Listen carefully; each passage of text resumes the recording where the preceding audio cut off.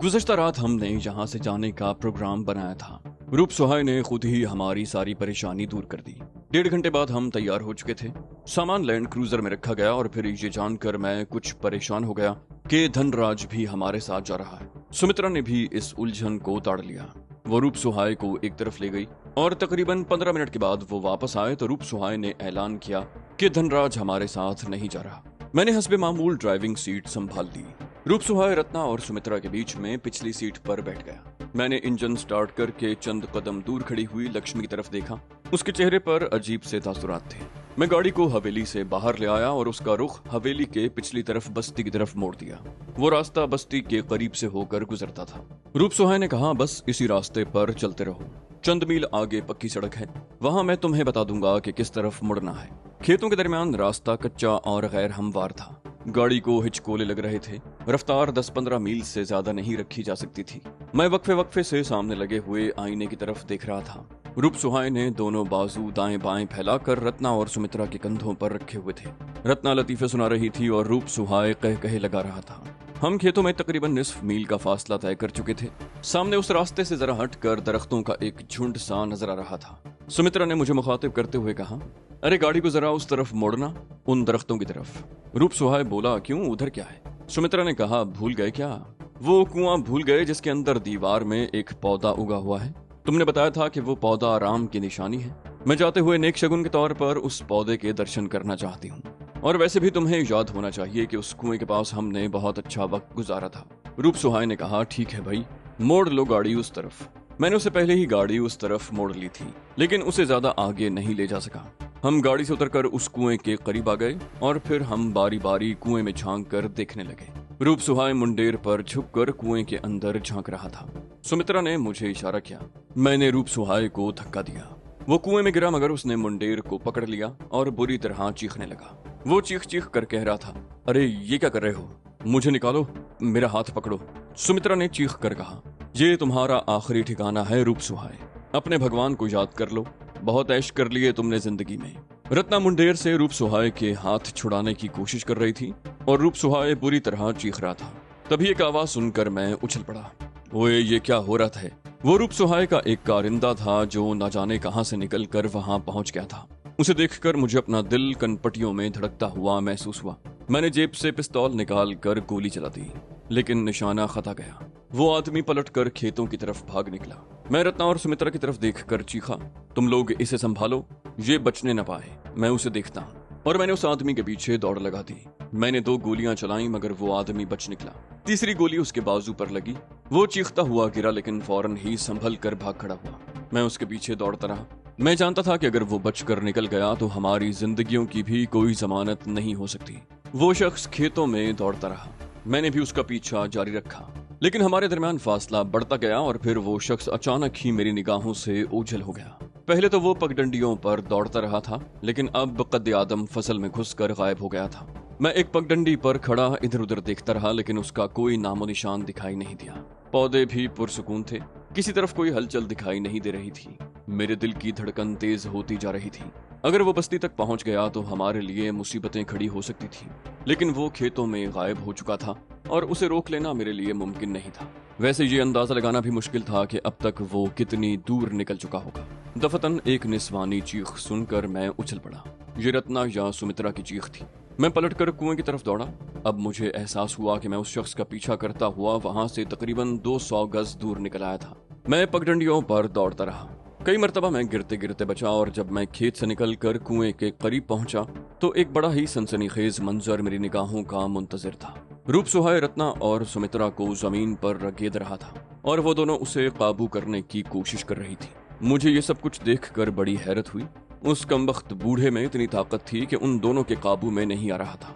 सबसे ज्यादा हैरत तो इस बात पर थी कि वो कुएं से बाहर कैसे निकला। मैं जब उस शख्स के पीछे दौड़ा था तो रूप सुहाय कुएं के अंदर लटका हुआ था और रत्ना और सुमित्रा उसकी गिरफ्त छुड़ाने की कोशिश कर रही थी, लेकिन अब सब कुछ उसके बरक्स नजर आ रहा था। वो न सिर्फ कुएं से बाहर आ गया बल्कि उन दोनों को रगेद रहा था। मैं दौड़ता हुआ उनके करीब पहुंचा और जाते ही एक भरपूर ठोकर रूप सुहाय के सर पर रसीद कर दी। वो बिलबिलाता हुआ एक तरफ उलट गया। रत्ना ने बड़ी फुर्ती से अपने आप को उससे अलग किया और उसकी टांग पकड़कर घसीटने लगी। सुमित्रा भी संभल गई। उसने दूसरी टांग पकड़ ली और मैंने रूप सुहाए की बगलों में हाथ डालकर उसे ऊपर उठा लिया। वो बुरी तरह मचल रहा था, लेकिन हम तीनों ने उसे मजबूती से जकड़े रखा और डंडा डोली करते हुए उसे कुएं की मुंडेर के करीब ले गए और एक दो झूले देकर उसे कुएं में उछाल दिया।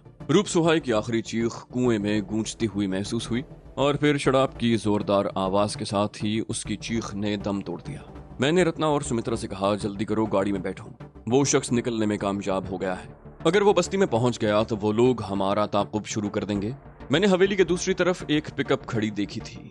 ऐसा ना हो कि हम पक्की सड़क तक पहुंचने से पहले ही खेतों में धर लिए जाएं। सुमित्रा बोली, ओह ये तो बहुत बुरा हुआ। वो गाड़ी की तरफ लपकी। मैंने भी लैंड क्रूजर की तरफ दौड़ लगा दी। ड्राइविंग सीट का दरवाजा खोलकर स्टीयरिंग के सामने बैठते ही इंजन स्टार्ट किया। सुमित्रा पैसेंजर साइड पर और रत्ना पिछली सीट पर बैठ चुकी थी। मैंने गाड़ी को कुछ दूर तक रिवर्स में लिया और फिर उसका रुख उस रास्ते की तरफ मोड़ दिया जो खेतों में बल खाता हुआ पक्की सड़क की तरफ चला गया था। रास्ता अगरचे ना हमवार था, मगर मैं गाड़ी की रफ्तार बढ़ाता चला गया। ये लैंड क्रूजर रेगिस्तानी और पहाड़ी इलाकों के लिए बनाई गई थी, इसलिए इसमें किसी गड़बड़ का अंदेशा नहीं था।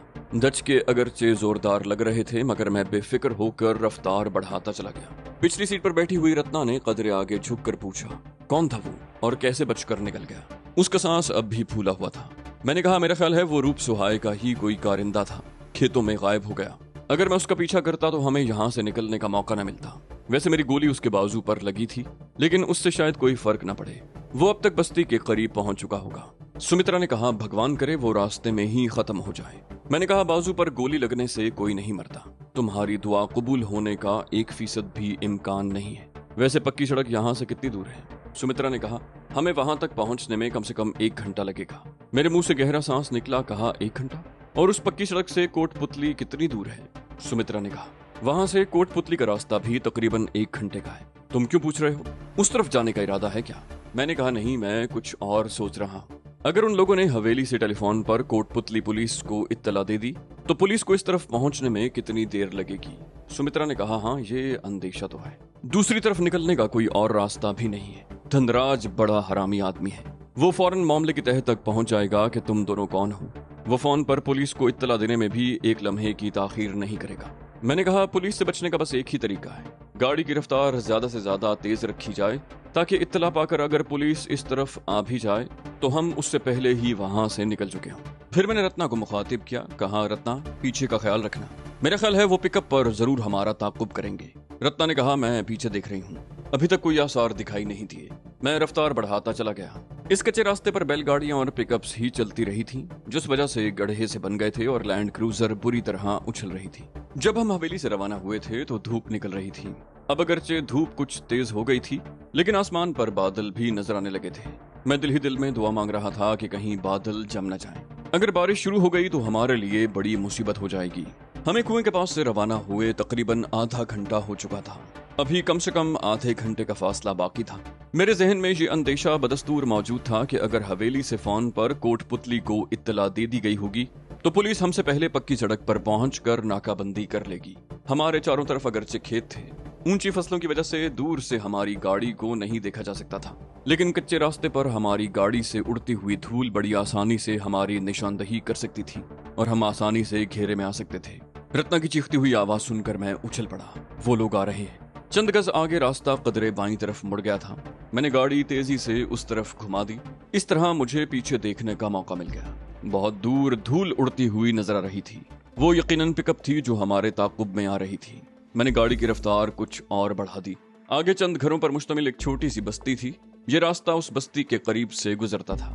कुछ बच्चे बस्ती के सामने रास्ते के ऐन बीच में बैठे खेल रहे थे। मैंने दूर ही से हॉर्न बजाना शुरू कर दिया। तमाम बच्चे इधर उधर हट गए, मगर 1.5 साल की उम्र का एक बच्चा अपनी जगह पर बैठा रहा। किसी और बच्चे ने भी उसे हटाने की कोशिश नहीं की। मजबूरन मुझे उस बच्चे से चंद गज दूर ही गाड़ी रोक लेनी पड़ी। सुमित्रा दरवाजा खोलकर नीचे उतरी और बच्चे की तरफ दौड़ती चली गई। वो बच्चे के करीब पहुंची ही थी कि बस्ती के सामने वाले मकान से एक औरत निकलकर दौड़ती हुई इस तरफ चली आई। उसने लपक कर बच्चे को सुमित्रा से ले लिया। सुमित्रा ने उसे डांट कर कहा, पैदा किया है तो संभाल कर भी रखा करो, और वो दोबारा गाड़ी में आ गई। मैंने गाड़ी आगे बढ़ा दी। औरत ने घूर कर हमें देखा। मैंने सुमित्रा की तरफ देखते हुए पूछा, अभी कितना फासला है? सुमित्रा ने कहा, मेरा ख्याल है हम 5-10 मिनट में पक्की सड़क पर पहुंचने वाले हैं। 5 मिनट के बाद एक रास्ता खेतों में बाईं तरफ मुड़ गया जो कदरे कम कुशादा था, जबकि एक रास्ता सामने एक सरसब्ज टीले की तरफ चला गया था। सुमित्रा के इशारे पर मैंने गाड़ी उस टीले वाले रास्ते पर डाल दी। यह टीला तकरीबन 200 फुट बुलंद था और दूर तक फैला हुआ था। उसके ऊपर पहुंचते ही मैंने गाड़ी रोक ली। सामने नशेब में खेतों के दूसरी तरफ तकरीबन 300 गज के फासले पर वो पुख्ता सड़क थी जो कोटपुतली से नमस्का थाना खतीन से होती हुई झुंझुनों की तरफ चली गई थी। सड़क पर बसों वगैरह की आमदोरफ्त भी नजर आ रही थी। मेरे रुकने की वजह नीले रंग की वो 2 गाड़ियां थीं जो उस कच्चे रास्ते के इख्तिताम पर सड़क पर खड़ी थीं और चंद लोग भी आसपास दिखाई दे रहे थे। फासला ज्यादा होने के बावजूद मैंने पुलिस की उन गाड़ियों को पहचान लिया था और उनके आसपास टहलने वाले यकीनन पुलिस वाले ही हो सकते थे। मैंने गहरा सांस लेते हुए कहा, मेरा बदतरीन अंदेशा दुरुस्त निकला। पुलिस ने नाकाबंदी कर रखी है। मैंने गाड़ी घुमाते हुए पूछा, वो रास्ता कहाँ जाता है? सुमित्रा ने कहा, नमस्का थाना और खतीन के बीच में से किसी जगह पक्की सड़क से जा मिलता है। इसके अलावा और कोई चारा नहीं है। पीछे से वो लोग आ रहे हैं। अगर हम घेरे में आ गए तो निकलना मुश्किल हो जाएगा। मैंने कहा, घेरे में तो हम आ चुके हैं। मैंने गाड़ी को वापसी के रास्ते पर डाल दिया। वो रास्ता ज्यादा कुशादा नहीं था। 2-2.5 मील आगे छोटी छोटी पहाड़ियां थीं और मेरा ख्याल था कि ये रास्ता उन्हीं पहाड़ियों में से होकर किसी तरफ निकलता था। पिकअप अभी खेतों में बहुत दूर थी और मेरा ख्याल था कि सड़क पर पुलिस वालों ने भी हमें गाड़ी मोड़ते हुए देख लिया होगा। उनके पास 2 गाड़ियां थीं। मुमकिन है एक गाड़ी हमारे ताक़ुब में आ जाए और दूसरी गाड़ी आगे जाकर दोबारा नाकाबंदी की कोशिश करे। मैं गाड़ी को खेतों में उस तंग से रास्ते पर तेजी से भगाता रहा। मेरा अंदाजा दुरुस्त निकला। पुलिस की एक गाड़ी को मैंने टीले पर देख लिया। हमारे दरमियान अगरचे फासला बहुत ज्यादा था, मगर पुलिस ने गालिबन हमें हरासा करने के लिए फायरिंग शुरू कर दी। मैंने पिस्तौल सुमित्रा के हवाले कर दिया। हालांकि मैं जानता था कि पुलिस के सामने ये पिस्तौल कोई मानी नहीं रखते। रास्ता मजीद तंग हो गया। गाड़ी बार बार खेतों की मुंडेर से लग रही थी। पहाड़ी अब निस्फ फरलांग से ज्यादा दूर नहीं थी, लेकिन आगे रास्ता बंद हो गया। पत्थर की 1-2 फुट ऊंची दीवार सी थी। मैंने गाड़ी रोक ली और मुतजस्सिस निगाहों से इधर उधर देखा। पुलिस की गाड़ी तकरीबन 300 गज पीछे थी। उनकी गाड़ी बड़ी थी, इसलिए वो इस तंग रास्ते पर ज्यादा आगे ना आ सकी। वो 8 पुलिस वाले थे जो गाड़ी से उतरकर पोजीशन ले रहे थे। मैंने रत्ना और सुमित्रा की तरफ देखते हुए कहा, नीचे उतरो, जल्दी करो, हमें पहाड़ियों में ही पनाह मिल सकती है, इसके अलावा कोई चारा नहीं। रत्ना पीछे मुड़कर अपना सूटकेस उठाने की कोशिश करने लगी। मैंने चीख कर कहा, सूटकेस को छोड़ दो, हमारे पास इतना वक्त नहीं है। वो बोली, मगर। मैंने कहा, अगर मगर मत करो। अगर इस सूटकेस के चक्कर में रहेंगे तो अपनी जान से हाथ धो बैठेंगे। मैं इंजन चलता छोड़कर नीचे उतर आया। उस लम्हे पुलिस वालों ने फायर खोल दिया। फायरिंग की आवाज से एक जोरदार धमाका हुआ। एक गोली गाड़ी के पिछले टायर में लगी। रत्ना और सुमित्रा बैक वक्त चीख उठी। मैंने कहा, सुमित्रा, ये पिस्तौल मुझे दे दो और तुम दोनों उन पत्थरों की आड़ लेती हुई पहाड़ी की तरफ चली जाओ। मैंने सुमित्रा के हाथ से पिस्तौल ले लिया। सुमित्रा और रत्ना गाड़ी से उतरकर पहाड़ी के दामन में बिखरे हुए बड़े बड़े पत्थरों की तरफ दौड़ने लगी। रत्ना के हाथ में सूटकेस देखकर मैं चौंके बगैर न रह सका। वो गाड़ी से उतरते हुए अपना सूटकेस ले जाने में कामयाब हो गई थी। हवेली की तरफ से आने वाली पिकअप भी पुलिस की गाड़ी के पीछे रुक चुकी थी। 4 आदमी छलांगे लगाकर पिकअप से उतरे। उन चारों के पास डबल बैरल बंदूकें थीं। पुलिस की फायरिंग से गाड़ी का दूसरा पिछला टायर भी एक धमाके से फट गया। गोलियों ने गाड़ी के पिछले हिस्से को चकनाचूर कर दिया था। रत्ना और सुमित्रा पत्थरों की आड़ लेती हुई काफी दूर निकल चुकी थी। पुलिस वाले आगे बढ़ने लगे।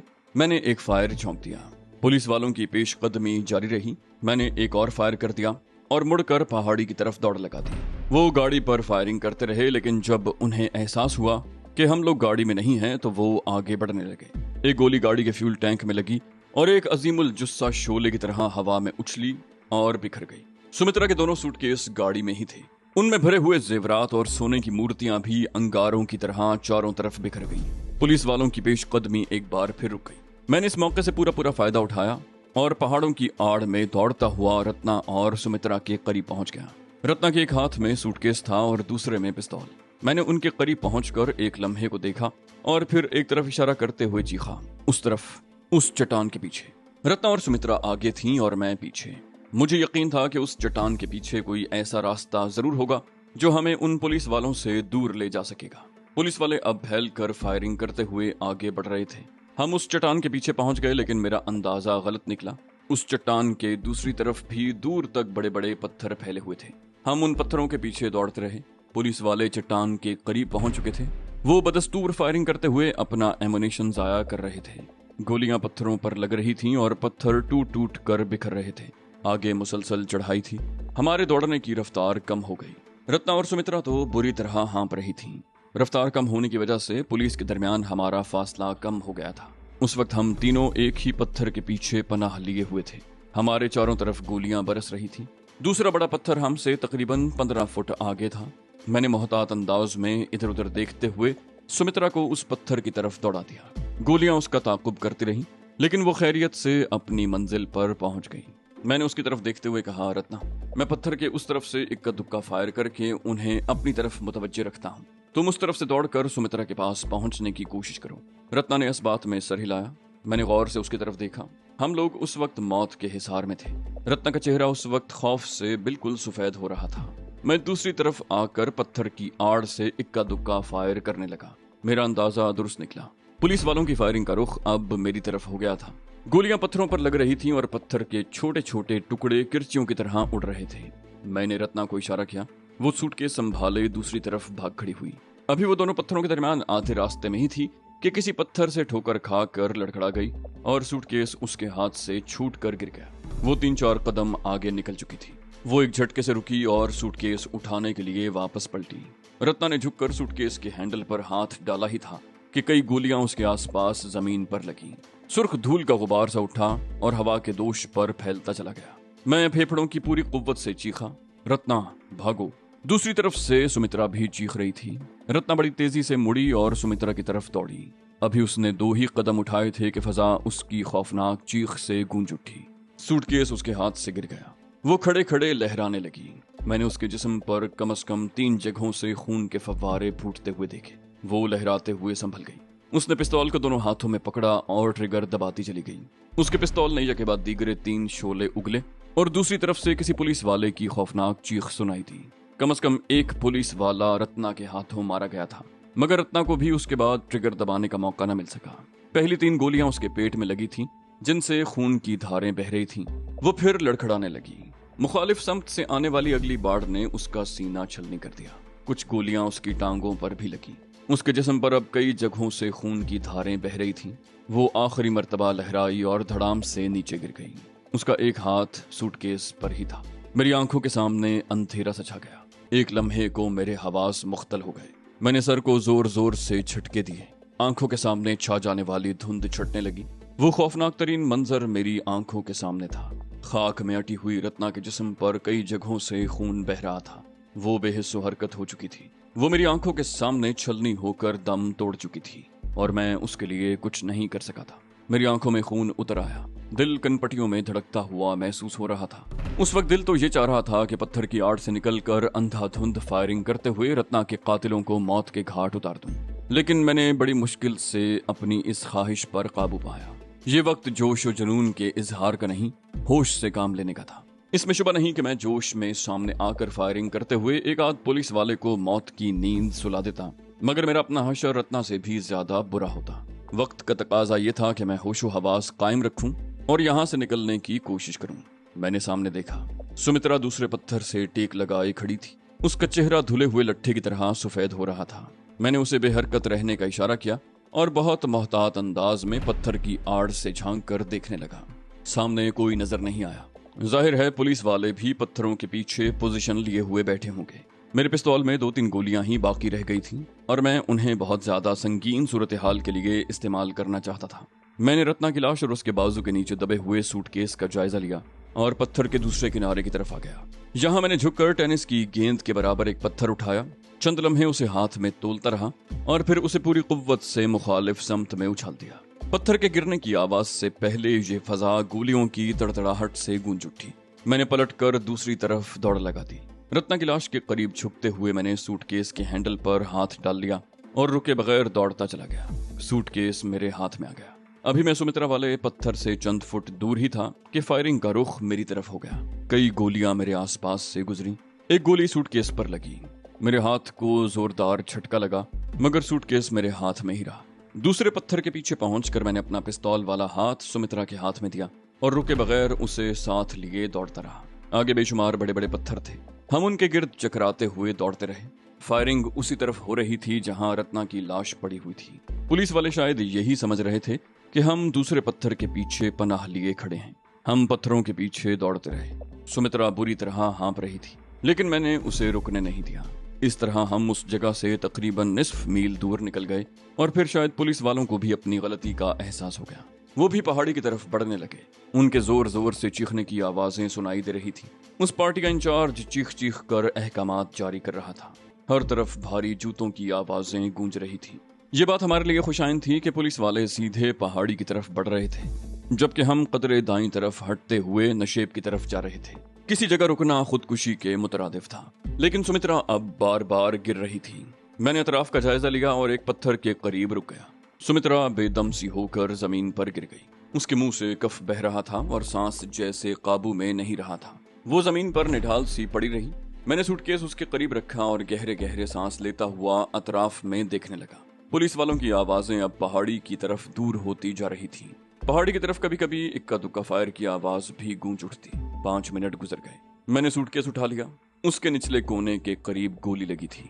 उस जगह सुराख हो गया था। मैंने दूसरा हाथ सुमित्रा की तरफ बढ़ाया। उसने अजीब सी नजरों से मेरी तरफ देखा और कुछ कहे बगैर मेरा हाथ पकड़कर उठ गई। हम एक बार फिर पत्थरों के जंगल की पनाह में चल पड़े। सुमित्रा की हालत उस वक्त काफी बेहतर थी। हम पहाड़ी के साथ साथ मुसलसल ढलान की तरफ जा रहे थे। हमारे और पुलिस वालों के दरमियान फासला बहुत बढ़ गया था।